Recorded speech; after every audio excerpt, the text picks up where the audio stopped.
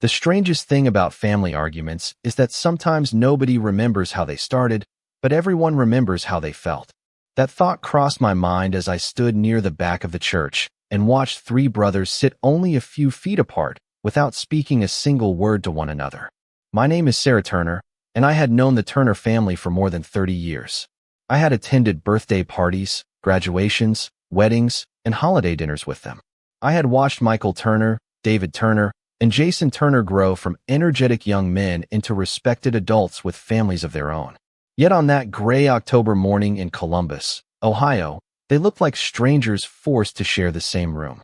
The occasion bringing them together was not a happy one. Their Aunt Margaret had passed away at the age of 84.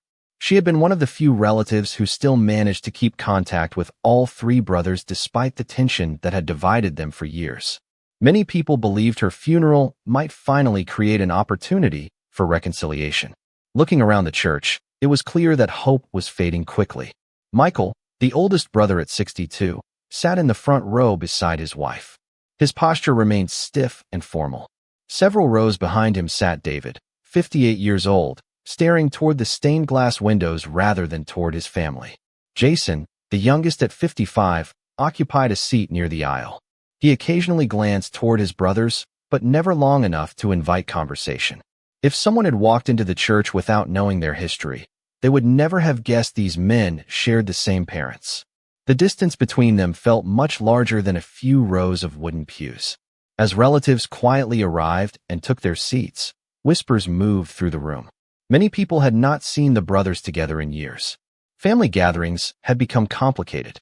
Invitations were declined. Holidays were celebrated separately. Weddings required careful seating arrangements. The division had spread through the entire family tree. Younger relatives who barely understood the original disagreement had grown up accepting the separation as normal. What made the situation even stranger was that few people could explain exactly why the brothers stopped speaking. There were stories, of course. There were assumptions and rumors. Some blamed Michael. Others blamed David. A few believed Jason should have done more to repair the damage.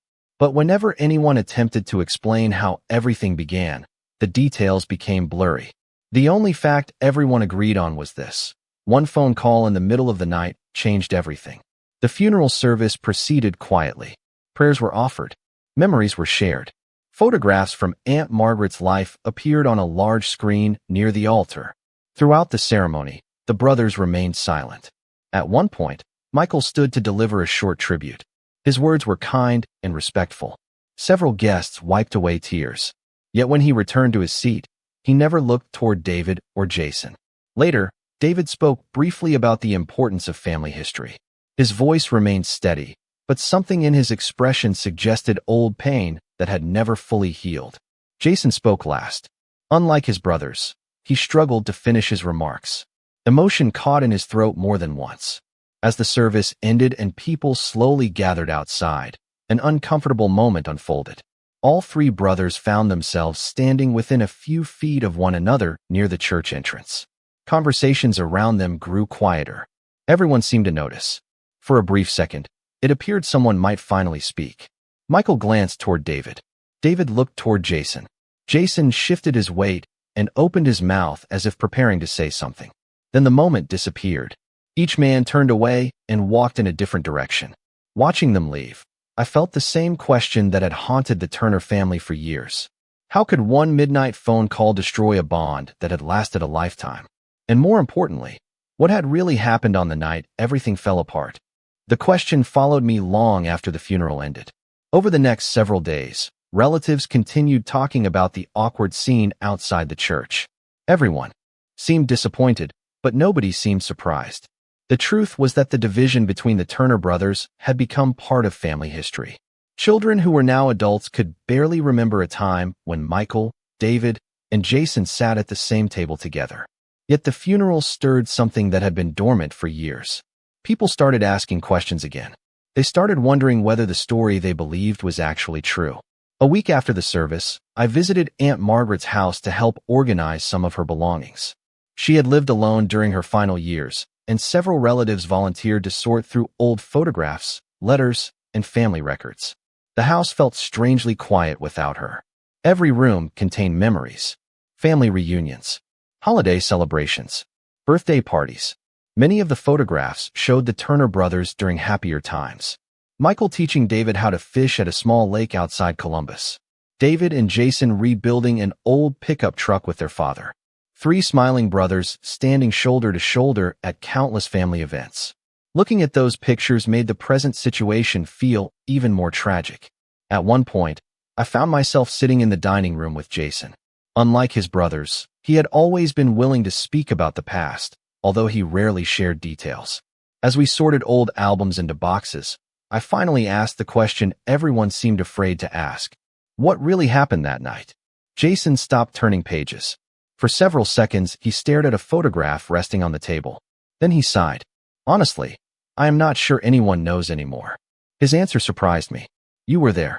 Jason nodded slowly. I was there afterward. Not during the call itself. He leaned back in his chair. The call came at 12:17 in the morning. Michael answered it. Less than an hour later, he called me. By sunrise, everything had changed. I waited for him to continue. What was the call about? Jason shook his head. That depends on who you ask. The answer only deepened the mystery. Jason explained that immediately after the call, Michael became convinced that David had hidden important information from the family.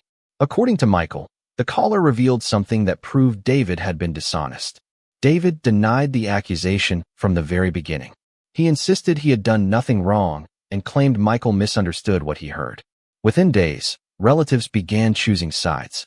Some trusted Michael because he was the oldest brother and had always been viewed as responsible and dependable. Others believed David because his explanation sounded reasonable. Jason found himself trapped in the middle. I spent years trying to convince them to sit down and talk, he admitted. Neither one wanted to listen. As the afternoon passed, Jason shared more details than I had ever heard before.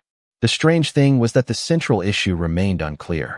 Everyone focused on the argument itself rather than the information that started it. Over time, assumptions replaced facts. Emotions replaced evidence. The brothers became so focused on defending themselves that nobody seemed interested in finding the truth anymore. Before leaving, Jason opened a kitchen drawer and removed an old notepad. Several pages contained handwritten notes from conversations that happened shortly after the dispute began. Names, dates, phone numbers, fragments of information. Most appeared insignificant. Then one entry caught my attention. Written beside the date of the original phone call were 3 words underlined twice. Verify the caller. I looked up immediately. What does this mean? Jason stared at the note for a long moment. That, he said quietly, is the question nobody ever answered. We spent years arguing about what was said during the call, but almost nobody stopped to ask who made it. After my conversation with Jason, I could not stop thinking about those 3 words written in Aunt Margaret's notepad. Verify the caller. The more I considered them, the more they seemed to expose a weakness at the center of the entire family conflict. For years, everyone focused on what Michael believed he heard during the phone call. Nobody focused on the identity of the person speaking. The following weekend, I arranged to meet Michael at a small diner he visited regularly on the north side of Columbus. He arrived exactly on time, carrying the same serious expression I remembered from the funeral. Age had added gray to his hair, but it had not softened the determination in his eyes.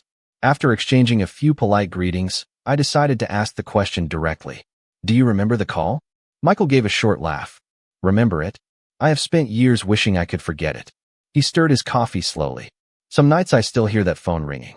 For the next hour, Michael described the events exactly as he remembered them. At 12:17 in the morning, the telephone beside his bed rang unexpectedly. He almost ignored it. Most late-night calls bring bad news, and his first thought was that something had happened to a family member. Instead, he heard the voice of a man he did not immediately recognize. According to Michael, the caller claimed to possess information involving a financial matter connected to the Turner family. The man spoke confidently and seemed to know personal details that convinced Michael he was legitimate. As the conversation continued, the caller suggested that David had known about certain family issues and intentionally kept information from his brothers. At the time, it sounded believable, Michael admitted. The caller knew names, dates, details about things that happened years earlier. I listened carefully. Did he identify himself? Michael frowned. He gave a name, but I never verified it. The answer immediately caught my attention. Did you ever speak with him again? Michael shook his head. No.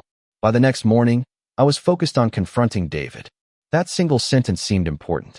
One conversation had been enough to trigger years of division. Before leaving the diner, I asked another question. If you could go back, would you handle things differently? Michael stared through the window for several seconds. I would have talked to my brothers before drawing conclusions. His answer came quietly, almost painfully. A few days later, I met with David. Unlike Michael, he appeared reluctant to revisit the past. Yet after some hesitation, he agreed to share his perspective. His version of events revealed a very different story. David explained that Michael called him early that morning sounding angry and convinced that he had uncovered a betrayal. The accusations felt so unexpected that David initially thought it was some kind of misunderstanding. I kept asking where the information came from, David recalled. Michael kept referring to the caller. He sighed heavily. The strange thing was that nobody seemed interested in whether the caller was trustworthy. As our conversation continued, another detail emerged. David remembered suggesting that they investigate the source of the information before making accusations. According to him, emotions were already running too high by then. Trust had begun breaking down.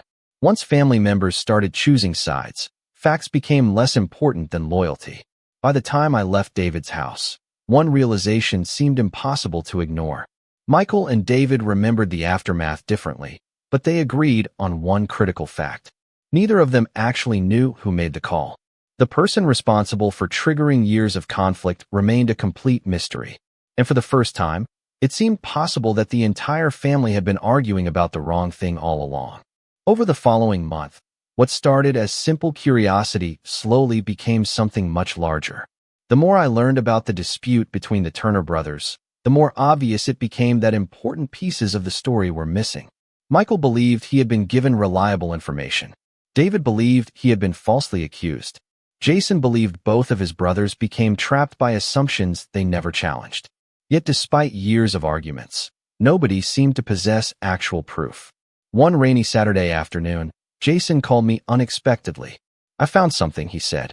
His voice carried a level of excitement I had not heard before. Less than an hour later, I arrived at his house.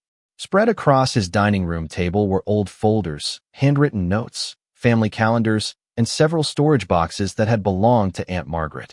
Jason explained that while organizing more of her records, he discovered a collection of correspondence dating back nearly 15 years. Most of it appeared ordinary. Holiday cards, family updates, utility receipts. Then he handed me a thin manila folder labeled simply telephone records. Inside were pages of notes written in Aunt Margaret's careful handwriting. She had always been unusually organized, documenting everything from birthdays to grocery lists.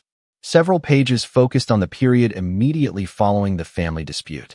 As we read through them together, one detail stood out immediately. Aunt Margaret seemed deeply suspicious of the mysterious caller from the very beginning. One entry caught my attention. Michael refuses to question the source. David refuses to forgive the accusation. Jason is trying to keep peace. Nobody is asking the right questions. I looked at Jason. She saw this coming. He nodded slowly. I think she did. Another note described conversations Aunt Margaret had with various relatives during the first few months after the argument began.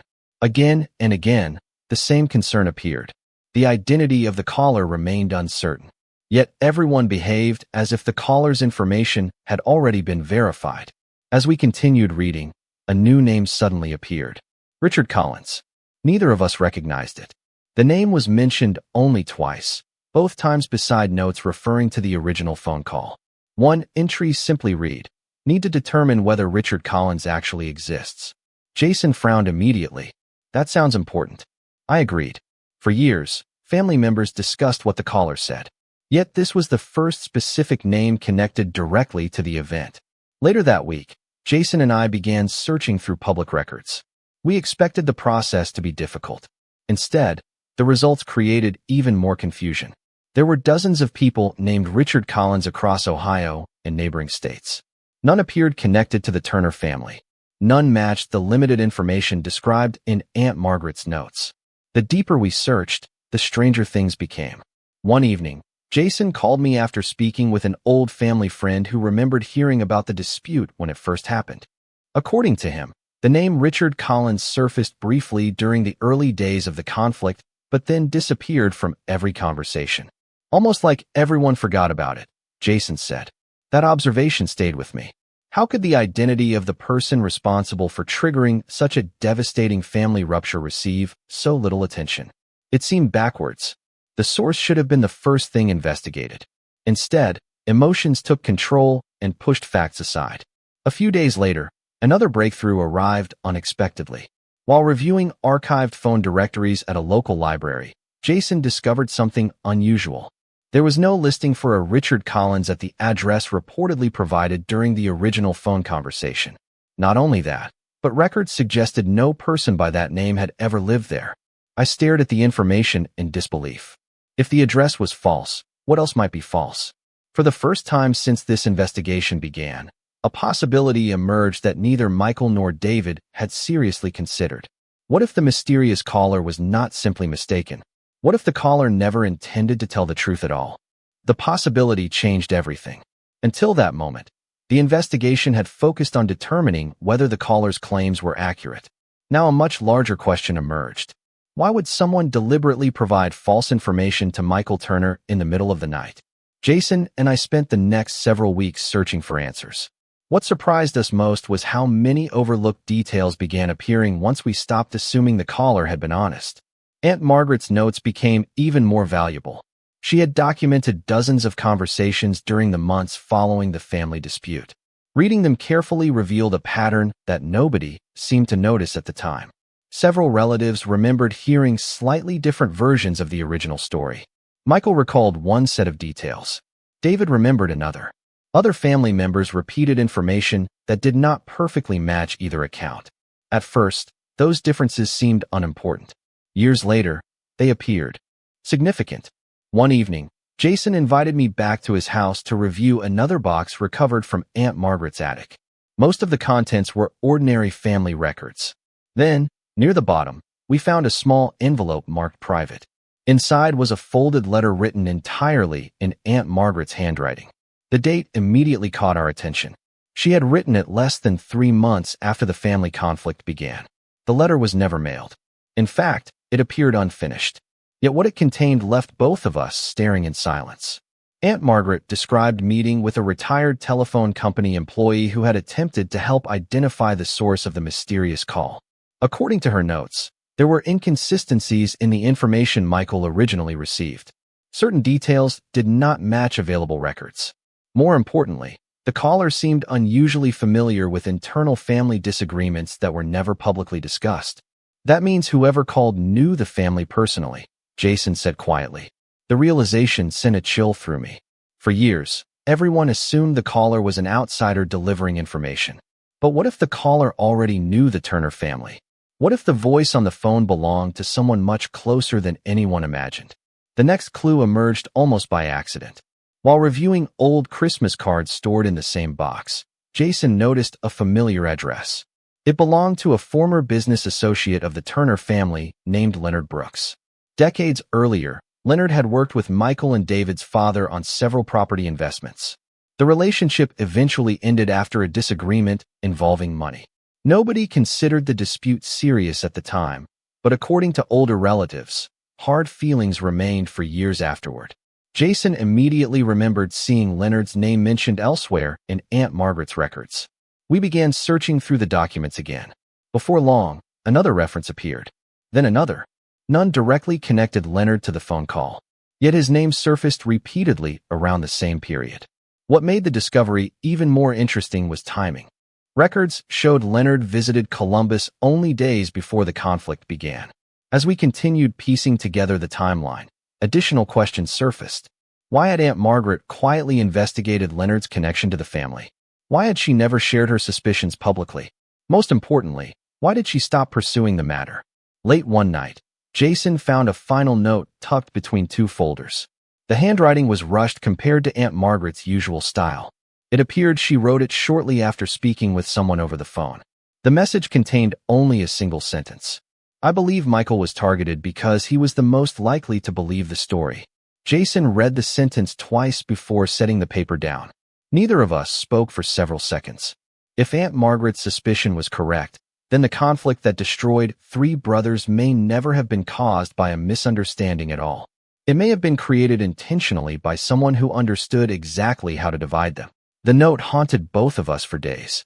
If Aunt Margaret was correct, then the family had spent years blaming one another while the real source of the problem remained hidden. Yet suspicion alone was not enough. We needed evidence. Jason understood that better than anyone.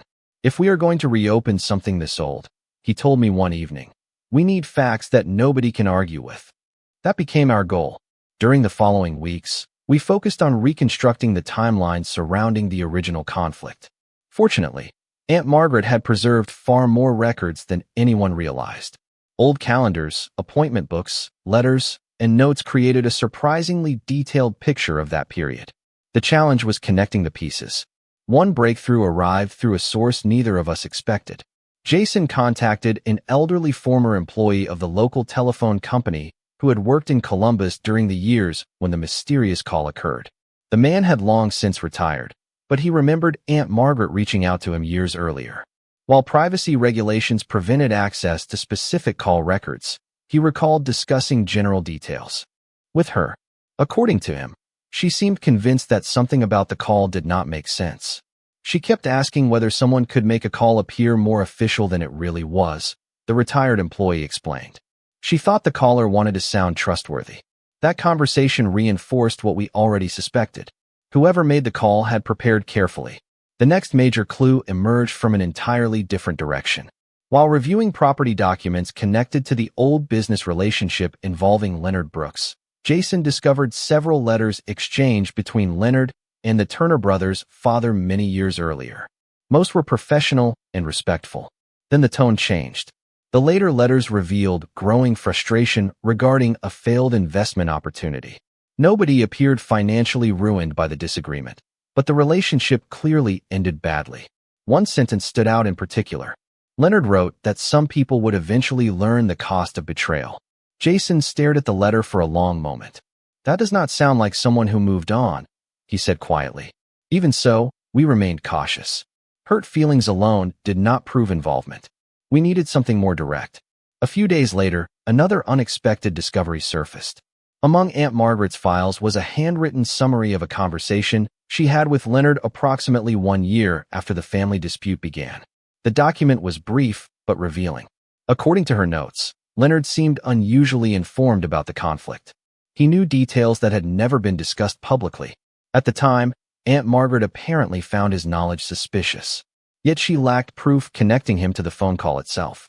Reading her notes felt like following the path of someone who had nearly solved the mystery years earlier.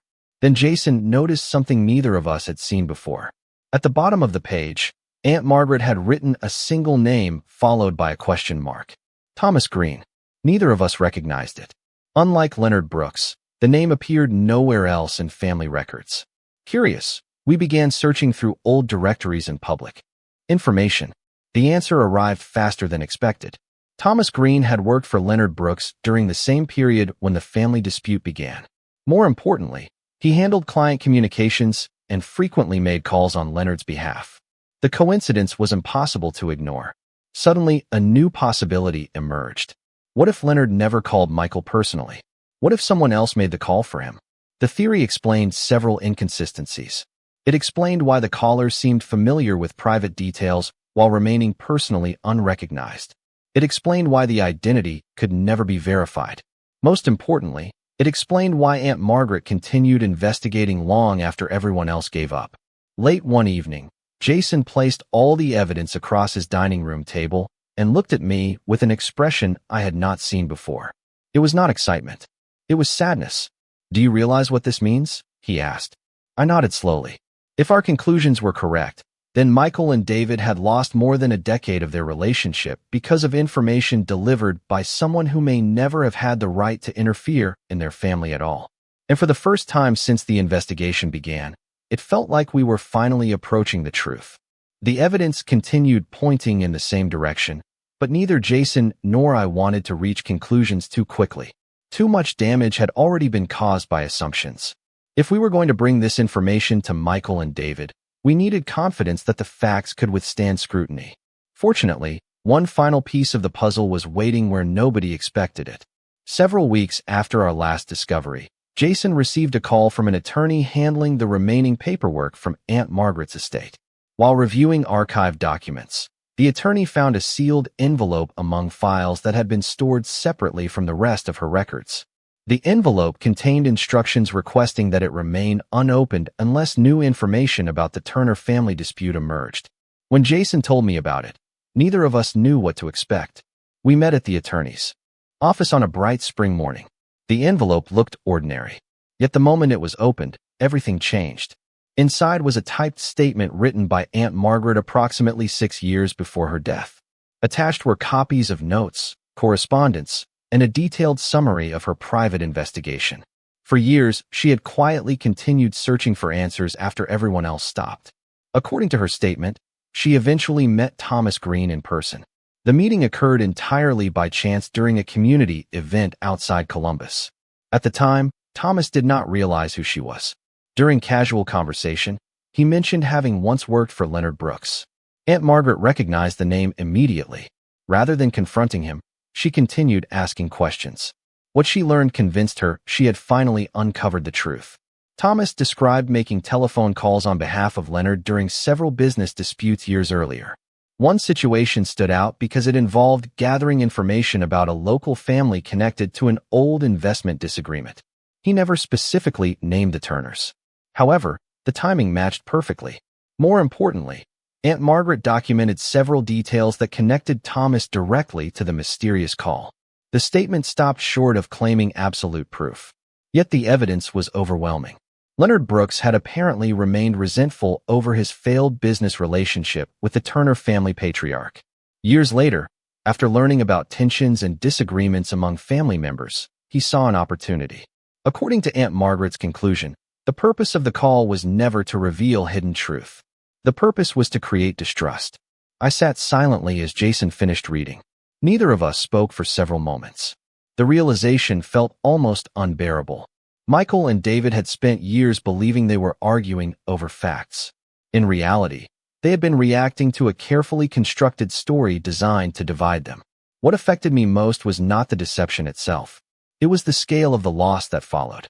Missed birthdays, missed holidays, family milestones celebrated separately, children growing up without relationships that should have existed naturally. All because nobody stopped to verify a voice on the other end of a telephone line. A few days later, Jason made a difficult decision. He invited both brothers to meet. At first, neither seemed interested. Years of disappointment had taught them to avoid conversations about the past. Yet when Jason explained that he possessed new information from Aunt Margaret's records, something changed. Reluctantly, both agreed. The meeting was scheduled for the following Saturday at Aunt Margaret's former house. The same house where many of the discoveries had been made. As the day approached, tension grew. Jason worried about how Michael would react. I wondered whether David would believe the evidence. Nobody knew what would happen once the brothers sat in the same room. But one thing seemed certain. For the first time in more than a decade, they would be forced to confront a possibility neither had seriously considered before. The story they built their lives around might never have been true at all. Saturday arrived with far more tension than anyone wanted to admit. Aunt Margaret's house had witnessed countless family gatherings over the decades, but this meeting felt different. There were no holiday decorations, no celebrations, no special occasion beyond the possibility of finally uncovering the truth. Jason arrived first. I followed shortly afterward. Together we arranged the documents, letters, notes, and copies of Aunt Margaret's investigation across the dining room table. The evidence represented years of unanswered questions. By noon, Michael arrived. He entered quietly, greeting Jason with a polite nod before taking a seat near the window. A few minutes later, David walked through the front door. The atmosphere immediately changed. Neither brother looked angry. The years seemed to have exhausted anger long ago. What remained was caution, silence, uncertainty. Jason began carefully. He explained how Aunt Margaret's records had been discovered and why he believed the information deserved to be reviewed by everyone involved. Neither Michael nor David interrupted. For nearly an hour, Jason presented the timeline piece by piece. the original phone call, the false identity, the inconsistencies in the story, Leonard Brooks, Thomas Green, Aunt Margaret's private investigation. The room remained completely quiet except for the turning of pages and occasional questions seeking clarification. As the evidence accumulated, something remarkable happened. Neither brother focused on defending himself. Instead, both appeared increasingly disturbed by the same realization. The foundation of their conflict was beginning to collapse. Finally, Jason handed Michael a copy of Aunt Margaret's final statement. Michael read it slowly. Several times he paused and reread entire sections. When he finished, he lowered the papers and stared at the table. Nobody spoke. After several long moments, he looked directly at David for the first time that day. "I should have questioned the call." The words hung in the air. David remained silent. Michael continued, "I spent years believing I was protecting the family." His voice grew softer. "But I never verified anything." The admission seemed incredibly difficult for him. For years he had carried certainty. Now he was facing the possibility that certainty had been misplaced. David looked down at his hands before answering. "And I spent years assuming you wanted to hurt me." His voice contained sadness rather than anger. "Maybe I should have tried harder to understand why you believed it." Jason quietly leaned back in his chair. For the first time since the meeting began, his expression showed relief. The conversation continued for hours. Questions that had remained unanswered for more than a decade were finally discussed openly. Old misunderstandings were examined. Painful memories were acknowledged. Nobody attempted to erase the past. The lost years could not be recovered. Yet something important was changing. The brothers were no longer arguing against each other. They were examining the problem together. Late in the afternoon, Michael reached for one of the family photographs spread across the table. It showed the three brothers standing beside a fishing boat nearly 30 years earlier. They looked young, confident, and completely inseparable. Michael stared at the image for a long time. "We lost so much time," he said quietly. David nodded. "Too much." The sadness in the room felt different now. It was no longer driven by resentment. It was driven by regret. As sunlight began fading outside the windows, Jason opened Aunt Margaret's final letter. Unlike the investigative notes, this message was deeply personal. She wrote that families rarely break apart because of a single event. They break apart because people stop listening to one another. She urged her nephews to remember that trust requires conversation, especially when emotions are strongest. When Jason finished reading, nobody spoke immediately. The message seemed to reach all three brothers in different ways. Eventually, Michael stood and walked toward the kitchen window. He remained there for several moments before turning back toward his brothers. Tears filled his eyes. "I do not know how to get back 10 years, he said. David looked at him quietly before answering. "Maybe we cannot." Then he offered a small, tentative smile. "But we still have tomorrow." For the first time in more than a decade, Michael smiled back. The months that followed did not magically erase the past. No discovery, no letter, and no apology could return the years that had already slipped away. Yet something meaningful had begun inside the Turner family. For the first time in more than a decade, the future no longer seemed controlled by an old misunderstanding. It was being shaped by choices made in the present. The first signs of change appeared in small ways. Michael called David one Tuesday afternoon simply to ask how he was doing. The conversation lasted less than 10 minutes, but it was the first voluntary phone call between them in years. A few days later, Jason invited both brothers to lunch at a local restaurant they used to visit with their father. The meal felt awkward at first. There were long pauses and occasional moments of uncertainty. Yet nobody walked away. Nobody raised old accusations. Instead, they talked about work, grandchildren, hobbies, and everyday life. They talked like brothers who were slowly remembering who they used to be. As spring turned into summer, those conversations became more frequent. Family members who had spent years navigating divided loyalties noticed the difference immediately. Invitations no longer required careful planning. Relatives stopped worrying about who would attend and who would stay home. For the first time in many years, there was hope that the family could gather without tension hanging over every interaction. One evening in late July, Michael invited David and Jason to his house for dinner. It was a simple event. Nothing formal. Just three brothers and their families sharing a meal together. Yet for everyone present, the evening felt significant. At one point, Michael brought out several old photo albums that had been stored in a closet for years. The brothers sat together flipping through photographs from childhood vacations, fishing trips, school events, and family celebrations. Laughter slowly replaced silence. Stories returned. Memories that had been buried beneath years of resentment resurfaced naturally. Watching them together, it became difficult to believe they had once been separated by such a deep divide. What struck me most was not the reconciliation itself. It was the humility that made it possible. Michael accepted responsibility for acting too quickly. David acknowledged that pride had sometimes prevented meaningful conversation. Jason admitted that he had spent years trying to keep peace without addressing the real problem.